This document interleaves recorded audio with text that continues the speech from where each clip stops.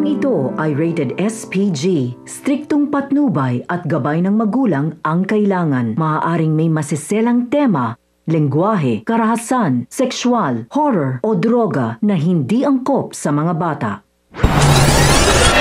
Mga kapamilya, nahirapan nga si Ramon na hanapin ang tunay na tanggol sapagkat napag-alaman nga ni Ramon na nakakulong pala ang tunay niyang anak na si Tanggol. Nagtaka nga din itong si Ramon kung paano itong nakalabas ng kulungan at buong akala nga ni Ramon ay tumakas ito sa kulungan. Kaya naman tinanong muna niya si Tanggol kung paano itong nakalabas ng kulungan bago nga tawagin si General Ribas at bago nga nila planuhin ang kanilang susunod na hakbang labang kina Olga at David. Dito nga ay sinabi ni Tanggol kay Ramon na ginawa silang hitman sa labas ni Chip Espinas. Ayon pa nga kay Tanggol na napilitan lang siyang gawin ang mga pinag-uutos ni Espinas kapalit ng buhay niya at buhay ng kanyang mga kaibigan na nasa loob ng kulungan. Sinabi ni Tanggol na sila ang tumira kay Congressman Sibilya at sa grupo ng mga Red Phoenix. Kaya dito ay nalaman ni Ramon na sila Tanggol pala ang hitman na tumira sa grupo ng mga Red Phoenix. Samantala, tinanong naman ni Ramon si Tanggol kung hindi ba nakita ni Roy ang kanyang muka. Nang sa gayon umano ay hindi na masabi nila Roy sa mga pulis na si Tanggol ang tumira sa kanila. Iginit naman ni Tanggol na hindi niya sigurado kung hindi ba siya namukaan ni Roy.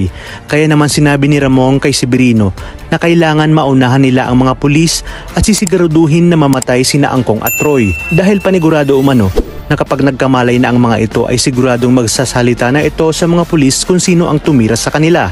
Dali-dali namang nagtungo ang grupo nila Severino sa ospital upang isagawa ang pagpatay sa grupo ng Red Phoenix upang hindi na ito matanong ng mga pulis at hindi nga maituro si Tanggol bago pa mahuli ang lahat.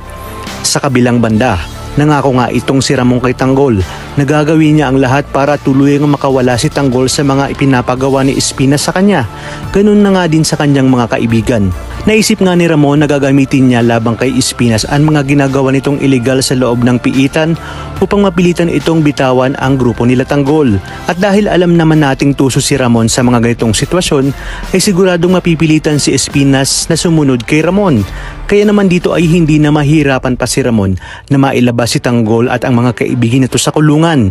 Maya-maya pa, kinausap nga ni Don Julio si Ramon at sinabi niya kay Ramon na baka sa sobrang dami umano ng tanong ni Tanggol ay baka itanong nito kung papaanong naging anak niya si Ramon. Sinabi nga ni Ramon sa kanyang papa na hindi pa ito ang oras para sabihin niya kay Tanggol ang totoong ginawa nito sa kanyang nanay Tess dahil panigurado umanong hindi siya mapapatawad ni Tanggol at baka hindi niya na makuha ang loob nito.